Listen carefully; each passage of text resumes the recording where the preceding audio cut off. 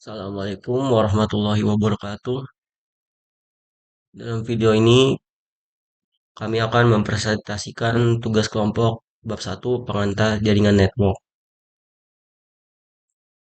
Berikut adalah anggota kelompok ini: Ahmad Rudi Maulana, Muhammad, dan Mahendra. Yang pertama, definisi jaringan nirkabel. Jaringan nirkabel adalah sistem komunikasi yang menghubungkan dua atau lebih perangkat elektronik untuk bertukar data dan informasi tanpa menggunakan kabel fisik, melainkan menggunakan gelombang radio atau gelombang elektromagnetik lainnya untuk transmisi data. Timeline perkembangan jaringan nirkabel. Pada tahun 1890-an, eksperimen radio oleh Guglielmo Marconi. Marconi berhasil mengirimkan sinyal nirkabel pertama melalui gelombang radio. Inilah cikal bakal komunikasi tanpa kabel. Pada tahun 1901, transmisi radio transatlantik. Marconi mengirimkan sinyal radio melintasi Samudra Atlantik, membuka jalan bagi komunikasi jarak jauh tanpa kabel. Pada tahun 1940-an, penggunaan radar dan gelombang mikro. Saat Perang Dunia II, teknologi nirkabel berkembang pesat untuk radar dan komunikasi militer. Pada tahun 1970-an, AlohaNet, Hawaii. Jaringan komputer nirkabel pertama berbasis radio dikembangkan di University of Hawaii. Konsep ini jadi dasar teknologi Wi-Fi. Pada tahun 1980-an, telepon seluler generasi pertama 1G mulai digunakan jaringan analog untuk komunikasi suara nirkabel. 1990-an, 2G, GSM atau CDMA, telepon seluler beralih ke digital, memungkinkan SMS. Wi-Fi, standar pertama Wi-Fi muncul dengan kecepatan 2 megabyte per second. Bluetooth pada tahun 1998 dikembangkan untuk komunikasi jarak pendek antar perangkat. Tahun 2000-an, 3G, internet seluler dengan kecepatan hingga ratusan KB per second sampai megabyte per second. Wi-Fi kecepatan meningkat hingga 54 megabyte per second. WiMAX, percobaan broadband di kabel skala luas. Pada tahun 2010-an, 4G LTE 2010, kecepatan internet seluler melonjak hingga ratusan Mbps. Wi-Fi, kecepatan Wi-Fi hingga gigabit. IoT mulai berkembang menghubungkan perangkat pintar lewat jaringan nirkabel. Pada tahun 2020-an, koneksi super cepat dengan latensi sangat rendah mendukung AR atau VR, mobil otonom, dan smart city. Wi-Fi 6 lebih efisien di lingkungan padat, kecepatan hingga 9,6 Gbps. Satcom Internet Starlink 2021, akses internet global via satelit. Masa depan 2030-an, prediksi 6G diperkirakan hadir sekitar 2030 dengan kecepatan ultra tinggi, terabit per detik, dan integrasi AI dalam jaringan nirkabel. Wi-Fi 7 sedang dalam pengembangan, fokus pada latensi ultra rendah dan koneksi stabil untuk aplikasi real time. Teknologi broadband. Teknologi broadband adalah koneksi internet berkecepatan tinggi, memanfaatkan pita frekuensi luas untuk mentransmisikan data secara cepat dan efisien, memungkinkan aktivitas online seperti streaming, pengunduhan besar, dan game. Teknologi broadband menggunakan berbagai medium termasuk serat optik, kabel koaksial, DSL, dan teknologi nirkabel seperti seluler dan satelit. Berbeda dengan koneksi dial-up, broadband menawarkan koneksi yang selalu aktif, always on, dan stabil, dengan kecepatan yang bervariasi tergantung teknologi dan jenis layanan yang dipesan.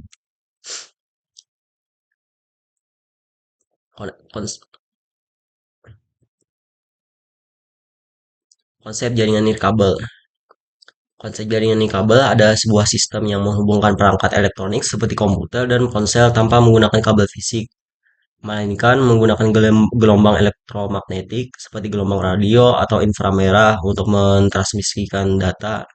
Jaringan ini memungkinkan perangkat untuk saling bertukar informasi dan mengakses internet secara fleksibel di berbagai lokasi, mulai dari rumah hingga tempat umum. Klasifikasi jaringan nirkabel. Klasifikasi jaringan nirkabel umumnya didasarkan pada jangkauan area geografisnya yang meliputi 4 jenis utama. WPN, Wireless Personal Area Network, untuk jarak sangat dekat. WLAN, Wireless Local Area Network, untuk area lokal seperti kantor. WMAN, Wireless Metropolitan Area Network, untuk area perkotaan. W1, Wireless Wide Area Network, untuk cakupan wilayah yang sangat luas hingga global. Wireless Data Network. Wireless Data Network adalah sistem yang memungkinkan perangkat berkomunikasi dan bertukar data menggunakan gelombang radio tanpa kabel fisik seperti Wi-Fi, jaringan seluler, 5G, 4G, 5G, dan Bluetooth. Jenis-jenisnya meliputi WPAN, jarak pendek seperti Bluetooth, WLAN, area lokal contoh Wi-Fi, WMAN, area metropolitan atau kota, dan W1, area luas, contoh jaringan seluler. Jaringan ini menawarkan fleksibilitas, mobilitas, dan kemudahan akses internet di berbagai lokasi seperti rumah, kantor, dan tempat publik. ISM band. ISM band adalah bagian dari spektrum frekuensi radio RF yang diperuntukkan bagi pengguna umum dan tidak memerlukan lisensi khusus. Digunakan untuk tujuan industri, ilmiah, dan medis. Kita ini memungkinkan komunikasi di kabel jarak pendek dan tidak mengganggu layanan telekomunikasi. Contoh penggunaan pita ISM meliputi WiFi, Bluetooth, telepon nirkabel, dan penggerak pintu garasi. Teknologi spread spectrum adalah teknik komunikasi nirkabel yang menyebarkan sinyal informasi melalui pita frekuensi yang jauh lebih lebar dari bandwidth yang sebenarnya dibutuhkan. Menggunakan kode pseudo pseudo acak untuk memodulasi sinyalnya. Tujuan utamanya adalah melindungi sinyal dari interferensi, mengurangi kemungkinan deteksi atau penyadapan, serta meningkatkan keamanan dan keandalan komunikasi, seperti yang terlihat pada teknologi GPS dan Wi-Fi.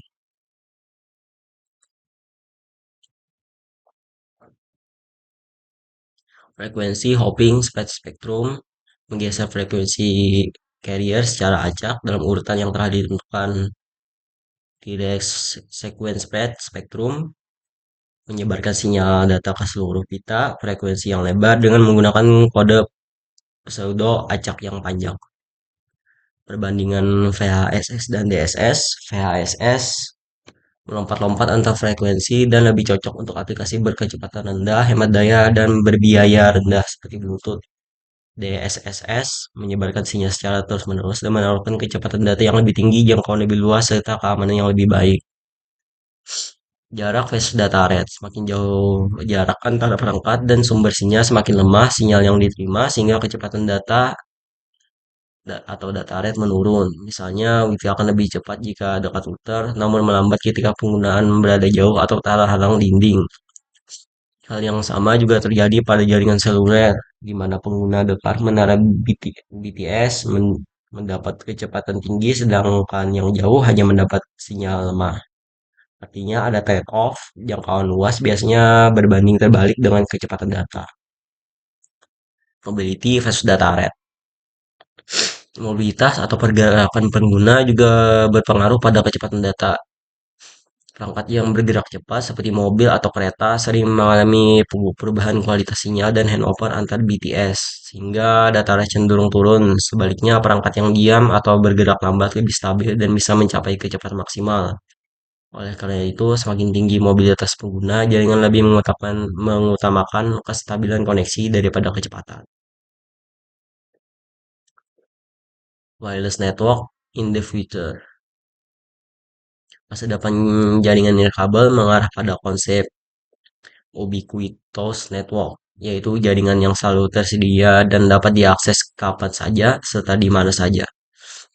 Semua perangkat mulai dari smartphone, kendaraan sensor, hingga peralatan rumah tangga akan saling terhubung secara otomatis.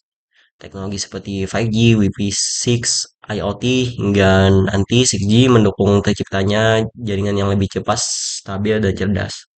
Dengan demikian, kehidupan sehari-hari akan semakin terintegrasi dengan layanan digital, misalnya rumah pintar, kota pintar, kendaraan otonom, dan sistem kesehatan berbasis sensor. Berikut beberapa referensi yang dipakai untuk bab 1. Baik, di sini saya akan melanjutkan materi yang telah disampaikan teman saya tadi, yaitu di bab keduanya, yaitu teknologi Zigbee.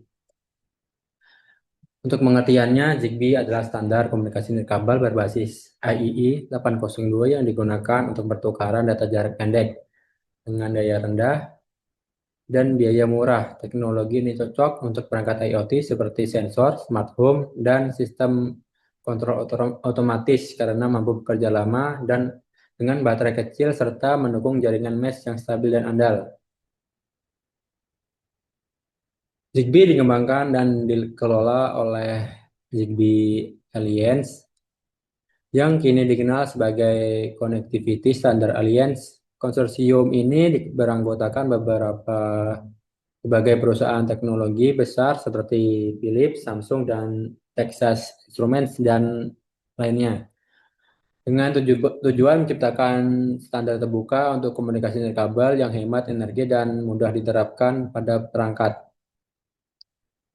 Sejarah perkembangan Zigbee. Awal mula Zigbee berangkat dari kebutuhan komunikasi nirkabel jarak pendek dengan konsumsi daya rendah pada akhir 1990-an. Tahun 2002 dibentuklah Zigbee Alliance untuk pengembangan standar ini. Pada tahun 2003, IEEE merilis standar 802.15.4 yang menjadi dasar teknologi Zigbee. Versi pertama spesifikasi Zigbee dirilis pada tahun 2004, kemudian diperbarui pada 2006 dan seterusnya dengan pendekatan keamanan, interoperabilitas, serta dukungan aplikasi IoT. Saat ini Zigbee banyak dipakai pada perangkat smart home, industri, kesehatan, hingga pertanian. Konsep teknologi Zigbee dirancang dengan konsep utama hemat energi, biaya rendah, dan komunikasi jarak pendek. Teknologi bekerja dengan kecepatan data rendah yaitu 20-250 kbps, namun sangat efisien dalam penggunaan daya sehingga perangkat bisa bertahan lama menggunakan baterai kecil. Zigbee juga mendukung jaringan mesh, di mana perangkat saling terhubung dan memperkuat sinyal sehingga komunikasi lebih stabil, cakupan lebih luas, dan andal. Untuk aplikasi seperti IoT, smart home, serta sistem kontrol otomatis.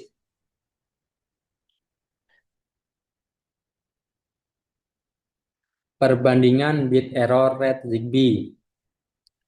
Zigbee memiliki BIR yang relatif rendah dibandingkan beberapa teknologi nirkabel lainnya karena menggunakan mekanisme komunikasi sederhana dengan daya rendah dan dukungan jaringan dari mesh. Hal ini membuat Zigbee cukup andal dalam kondisi interferensi meskipun kecepatannya lebih rendah dibanding Wi-Fi atau Bluetooth. Berikut perbandingan dari Zigbee, Bluetooth, dan Wi-Fi. Bisa kita lihat di sini Zigbee memiliki data rate 20-250 kbps, Bluetooth 1-3 mbps, Wi-Fi lebih lebih dari 10 mbps, bahkan hingga bisa sampai ratusan mbps. Untuk jangkauannya Zigbee 10-100 meter, Bluetooth kurang lebih 10 meter, dan Wi-Fi 100 meter lebih. Untuk konsumsi daya, Zigbee sangat rendah, Bluetooth sedang, dan sedangkan Wi-Fi sangat tinggi. Kegunaan utama Zigbee yaitu IoT, sensor, dan smart home. Bluetooth perangkat pribadi seperti audio, keyboard, dan transfer file kecil. Wi-Fi untuk internet, streaming, dan transfer data besar. Untuk protokol Zigbee dibangun di atas standar AII 802.15.4 yang mengatur layanan fisik PHY dan media akses MIC. Di atasnya, Zigbee menambahkan lapisan network dan application untuk mendukung fungsi routing, addressing, banding, serta komunikasi antar perangkat. Dengan struktur ini, Zigbee mampu membangun jaringan yang efisien, hemat energi, serta mendukung komunikasi pada topologi star, tree maupun mesh. Zigbee, bandwidth, dan data rate. Zigbee beroperasi pada 3 pita frekuensi yaitu 868 MHz di Eropa dengan kecepatan 20 kbps untuk satu channel. 915 MHz di Amerika dengan kecepatan 40 kbps untuk sebuah channel dan 2,4 GHz yang digunakan secara global dengan kecepatan tertinggi 250 kbps untuk 16 channel. Dari ketiga pilihan tersebut, pita 2,4 GHz paling banyak digunakan karena ya keunggulannya tadi. Untuk protokol IEEE 802.15.4 adalah standar dasar yang digunakan Zigbee pada lapisan PHY dan lapisan media access control MIC. Standar ini dirancang untuk komunikasi low rate wireless personal area network yang menekankan pada konsumsi daya rendah, biaya murah, serta komunikasi jarak pendek. Pada lapisan PHY 802.15.4 mengatur frekuensi modulasi dan kecepatan data. Sementara pada lapisan MIC mengatur akses ke media pengiriman frame serta mekanisme penghindaran tabrakan. Protokol ini menjadi fondasi bagi Zigbee untuk membangun fungsi tambahan seperti routing, addressing, dan pengelolaan jaringan. Zigbee Koordinator. Zigbee Koordinator adalah perangkat utama dalam jaringan Zigbee yang berfungsi sebagai pusat pengendali. Koordinator bertugas membentuk dan menginisialisasi jaringan, mengatur alamat setiap perangkat yang bergabung, serta menyimpan informasi routing dan keamanan. Dalam sebuah jaringan Zigbee hanya ada satu koordinator dan perangkat inilah yang memastikan komunikasi antar node berjalan dengan baik serta menjaga stabilitas jaringan. Zigbee Router. Zigbee Router adalah perangkat dalam jaringan Zigbee yang berfungsi meneruskan data dari satu perangkat ke perangkat lain. Router membantu memperluas jangkauan jaringan dengan membentuk jalur komunikasi tambahan sehingga data dapat sampai ke tujuan meskipun perangkat tidak terhubung langsung ke koordinator. Selain itu, router juga dapat menerima dan mengirim data layaknya end device, namun tidak berperan sebagai pusat pengendali jaringan. Zigbee End Device. Zigbee End Device adalah perangkat paling sederhana dalam jaringan Zigbee. Perangkat ini hanya dapat berkomunikasi dengan koordinator atau router, tapi tidak bisa meneruskan data ke perangkat lain. Karena fungsinya terbatas, End Device dirancang sangat hemat energi sehingga dapat beroperasi lama dengan daya baterai kecil. Contoh End Device adalah sensor suhu, saklar pintar, atau perangkat rumah tangga yang terhubung dan sistem smart home. Topologi jaringan Zigbee. Jaringan Zigbee dapat dibangun dengan beberapa jenis topologi, yaitu star, tree, dan mesh. Pada topologi star, semua perangkat end device berkomunikasi langsung dengan koordinator, sehingga sederhana namun kurang fleksibel. Topologi tree menggunakan struktur hierarki di mana router membantu menghubungkan end device ke koordinator. Sedangkan topologi mesh paling andal karena setiap perangkat dapat saling terhubung dan meneruskan data sehingga jaringan lebih stabil, jangkauan lebih luas, dan komunikasi tetap berjalan meski ada perangkat yang gagal. Proses sinkronisasi pada Zigbee Network. Proses sinkronisasi pada Zigbee dimulai ketika sebuah perangkat baru ingin bergabung ke dalam jaringan. Perangkat tersebut akan mencari sinyal beacon yang dikirim oleh koordinator atau rute sebagai tanda keberadaan jaringan. Setelah menemukan jaringan, perangkat akan meminta izin bergabung dan mendapatkan alamat unik dari koordinator. Selanjutnya, perangkat melakukan sinkronisasi waktu dan frekuensi agar komunikasi dapat berlangsung dengan stabil dan teratur sesuai mekanisme jaringan Zigbee. Metode transfer data pada Zigbee. Zigbee mendukung beberapa metode transfer data sesuai kebutuhan komunikasi. Direct transmission digunakan ketika end device mengirim data langsung ke koordinator. Indirect transmission terjadi jika perangkat tujuan sedang dalam mode tidur, sehingga data ditampung sementara oleh koordinator hingga perangkat aktif kembali. Selain itu, Zigbee juga menyediakan Guaranteed Time Slot atau GTS untuk aplikasi yang membutuhkan pengiriman data real-time dengan jaminan waktu tertentu. Dengan metode ini, Zigbee dapat menyeimbangkan efisiensi energi sekaligus menjaga keandalan komunikasi. Konsep addressing, binding, dan discovering pada Zigbee. Dalam Zigbee, addressing adalah proses pemberian alamat unik kepada setiap perangkat agar dapat dikenali dan berkomunikasi dalam jaringan. Binding merupakan penghubung antara perangkat berdasarkan fungsi, misalnya sensor suhu yang dihubungkan langsung dengan pendingin ruangan. Sementara itu, discovering adalah mekanisme pencarian dan identifikasi perangkat baru yang masuk ke jaringan, sehingga perangkat dapat saling mengenali sebelum bertukar data. Ketiga konsep ini memastikan komunikasi Zigbee berjalan efisien dan teratur dan sesuai kebutuhan aplikasi. Aplikasi Zigbee. Zigbee banyak digunakan pada berbagai bidang yang membutuhkan komunikasi nirkabel hemat energi. Dalam smart home, Zigbee dipakai untuk mengontrol lampu, kunci pintu, AC, dan perangkat rumah pintar lainnya. Di sektor industri, Zigbee digunakan untuk pemantauan mesin dan otomatisasi proses produksi. Pada bidang kesehatan, Zigbee mendukung perangkat monitoring pasien seperti sensor detak jantung atau suhu tubuh. Sementara dalam pertanian, Zigbee membantu pengumpulan data dari sensor kelembapan tanah dan cuaca untuk mendukung sistem pertanian cerdas. Contoh aplikasi Zigbee dalam sistem home awareness. Dalam sistem home awareness, Zigbee digunakan untuk menciptakan rumah pintar yang lebih nyaman, lebih aman dan nyaman. Contohnya sensor pintu dan jendela dapat terhubung ke alarm keamanan untuk memberi peringatan saat ada akses tidak sah. Lampu rumah bisa menyala otomatis saat penghuni masuk ruangan, dan smart meter dapat memantau penggunaan listrik secara real time. Dengan konsumsi daya rendah dan dukungan jaringan mesh, Zigbee memungkinkan perangkat-perangkat rumah saling terhubung dengan Anda sehingga meningkatkan keamanan, efisiensi energi, dan kenyamanan penghuni. Berikut adalah referensi yang ada di presentasi ini. Sekian, terima kasih.